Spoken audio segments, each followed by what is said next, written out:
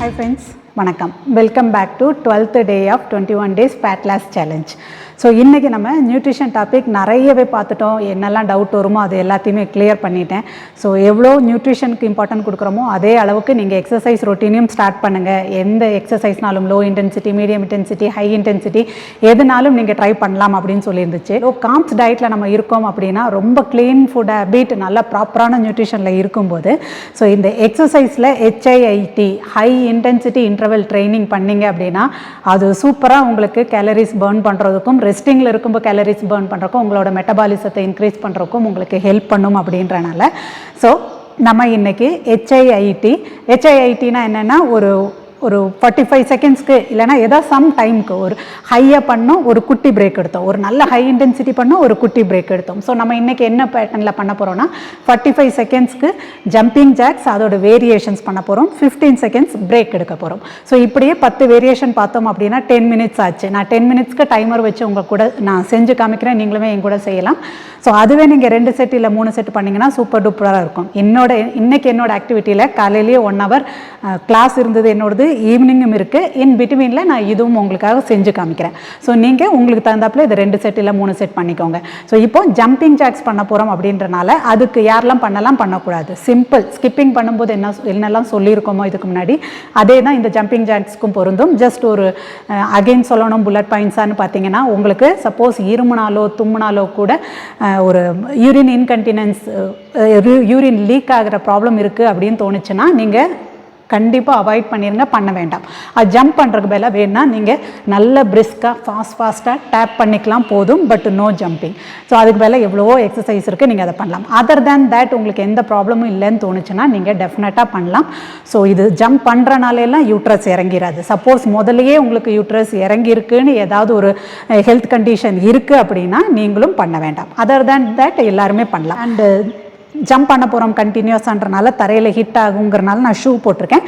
நீங்கள் suppose shoe கம்ஃபர்டபுளாக இல்லை அப்படின்னா அட்லீஸ்ட் யோகா மேட்டாவது போட்டுக்கோங்க. ஸோ தட் டைரெக்டாக நீங்கள் தரையில் ஹிட் பண்ண மாட்டீங்க. ஒன் மோர் டிப், ஜம்பிங் ஆகட்டும் ஸ்கிப்பிங் ஆகட்டும் இல்லை ஜம்பிங் ஜாக்ஸா எதுக்காக இருந்தாலும் ஒவ்வொரு தடவையும் நீங்கள் ஹார்டாக போய் ஃப்ளோரை ஹிட் பண்ணணுன்னு அவசியம் இல்லை. உங்கள் ஹீல்ஸும் போய் தரையில் டச் பண்ணணுன்னு அவசியம் இல்லை.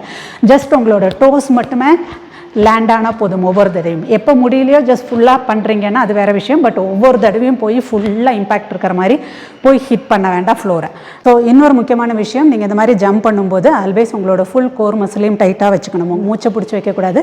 ப்ரீத்திங் நார்மல், இந்த ஜம்ப் பண்ணும். ஐ திங்க் எல்லாமே எக்ஸ்பிளைன் பண்ணிட்டேன். இப்போ ஸ்டார்ட் பண்ணுவோமா? டைமர் வச்சுட்டு ஸ்டார்ட் பண்ணலாமாங்க. டைமர் வைக்கிறதுக்கு முன்னாடி எல்லாருக்குமே நார்மல் ஜம்பிங் ஜாக்ஸ் தெரியும். காலை சைடில் கொண்டு போவோம், கை மேலே போயிட்டு வரும். ஸோ இதே பேசிக் ஜம்பிங் ஜாக்ஸுக்கு பதிலாக ஒவ்வொரு வேரியேஷனாக பண்ண போகிறோம். ஸோ 45 செகண்ட்ஸ் அந்த எக்ஸசைஸ் பண்ண போகிறோம், 15 செகண்ட்ஸ் பிரேக் எடுத்துக்க போகிறோம். ஓகே, ஸோ அந்த 15 செகண்ட்ஸில் கூட ஜஸ்ட் நிற்கன்னா நிற்கலாம், இல்லைனா நீங்கள் அப்படியே ஸ்பாட் ஜாகிங் மாதிரியோ இல்லைனா மார்ச் பாஸ் மாதிரி ஒரே இடத்துலேருந்து வாக் பண்ணுற மாதிரி பண்ணிக்கிட்டேவும் இருக்கலாம். ரெஸ்ட் வேணுங்கிற டைமில் ரெஸ்ட் எடுக்கலாம். ஸோ வாங்க ஸ்டார்ட் பண்ணும்.